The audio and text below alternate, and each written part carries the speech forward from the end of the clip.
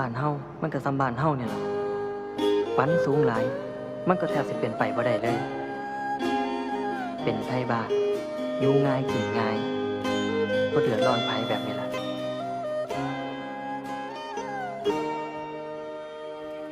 หอดย่ามเฮ็ดหน้าบักเค้นบักอาดบักเสี่ยงพินกับบักแฟนตามันก็ซอยกันลงไห้ลงหน้าเฮ็ดหน้าซอยกันก็เพราะมีกันอยู่ซ้ำนี่ผู้บ่าวไทยบ้านอีหลีแต่ละคน